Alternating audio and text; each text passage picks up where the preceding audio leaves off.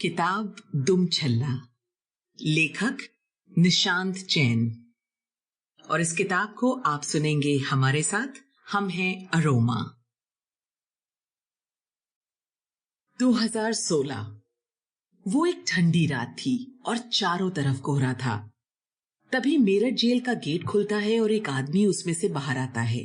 वो बाहर आकर चारों ओर देखने की कोशिश करता है, लेकिन कुछ देख नहीं पाता। वो शांत लेकिन थका हुआ लग रहा था, जैसे किसी बोझ के साथ बाहर निकला हो और किसी का इंतजार कर रहा हो।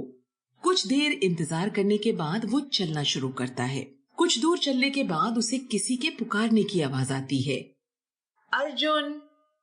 वो रुक जाता है और देखता है कि कुछ दूरी पर एक कार खड़ी है और कार के पास ही एक औरत। वो उस तरफ अपने थके हुए कदम बढ़ा देता है। पास आने पर उसे पता चलता है कि वो गायत्री है। गायत्री को देखकर अर्जुन चौंक जाता है। शायद ये वो नहीं है जिसके आने की उम्मीद उसे थी। अर्जुन ने गायत्री से पूछा, गायत्री तुम यहाँ? अर्जुन उससे नजर चुरा रहा था।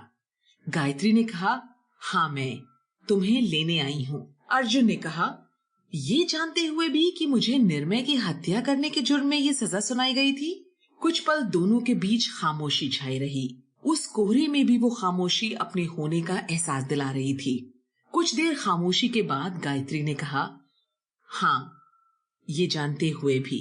गायत्री के जवाब में कुछ हकलाहट, कुछ संकोच था। अर्जुन कुछ देर खामोश रहा।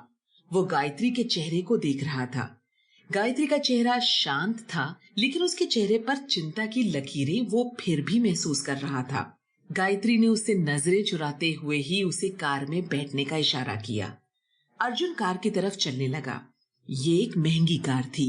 गायत्री ड्राइविंग सीट पर बैठ गई और अर्जुन उसके पास वाली सीट पर बैठ गया। अर्जुन बहुत कुछ सोच रहा था। बहुत सारे सवाल उसके जहन में थे जो वो पूछना चाहता था, लेकिन हिम्मत नहीं जुटा पा रहा था। गायत्री, जिसके पति की हत्या के इल्जाम में 5 साल बाद सजा काटकर वो निकला है, उसे लेने क्यों आई है? इतनी महंगी कार गायत्री के पास कैसे आई? निवेदिता कहाँ है? वो क्यों नहीं आई उससे लेने? बहुत सारे सवाल उसको परेशान कर रहे थे। उसे चैन नहीं आ रहा था और उसने पूछ ही लिया, गायत्री तुम्हें कैसे पता चला कि आज मैं रिहा होने वाला हूँ, जबकि मेरी सजा तो अभी काफी बाकी है? और निवेदिता कहाँ है? गायत्री ने उसकी बात का कोई जवाब नहीं दिया। उसने अपना पूरा ध्यान गाड़ी चलाने पर ही रखा और अर्जुन की तरफ देखा तक नहीं। अर्जुन एकटक उसे ही देखे जा रहा था। उसने फिर कहा, तुमने मेरी बात का जवाब नहीं दिया? गायत्री ने अब भी कुछ नहीं कहा। अर्जुन अब कुछ परेशान हो रहा था और उसने फिर सवाल किया। इस बार गायत्री ने अपनी साइड वाले दरवाजे की खिड़की का शीशा उतार दिया। बाहर की एकदम ठंडी हवा का झोंका अंदर आया और ऐसा लगा कि जैसे गायत्री ने उस ठंडी हवा को अपने अंदर भरकर खुद को शांत कर लिया हो। इतना तो साफ था कि वो उसे किसी सवाल का जवाब नहीं देना चाहती थी, या शायद वो उसका कोई सवाल सुनना भी नहीं चाहती थी। जिस हवा के झोंके से शायद गायत्री को शांति मिल रही थी, वही झोंका अर्जुन के दिमाग को सुन कर रहा था। सवालों के घेरे में घिरा अर्जुन कुछ समझ नहीं पा रहा था। वो परेशान था। उसी परेशानी में अर्जुन ने गायत्री से कहा, अच्छा इतना तो बता दो कि हम जा कहाँ रहे हैं? घर। गायत्री ने छोटा सा ही जवाब दिया। किसके? मेरे। अब फिर अर्जुन के चौंकने की बारी थी। इतना सब कुछ होने के बाद भी? गायत्री ने कार चलाते चलाते ही अर्जुन की तरफ देखा और कहा, अभी सब कुछ हुआ नहीं है, बहुत कुछ होना अभी भी बाकी है। कार में खामोशी थी, ठंड थी, बेचैनी थी, 2 चेहरे थे, गम था और कुछ सवाल थे। गायत्री के जवाबों से उसे कुछ भी सही नहीं लग रहा था।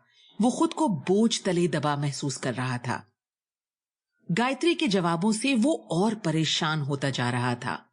मैंने निर्मय की हत्या की है, ये जानते हुए भी वो मुझे लेने आई है। कोई भी दोस्ती को अपने पति से ऊपर नहीं रख सकता है। वो मुझे अपने घर क्यों ले जा रही है? निवेदिता कहाँ है? वो जितना सोच रहा था उतना ही उलझता भी जा रहा था।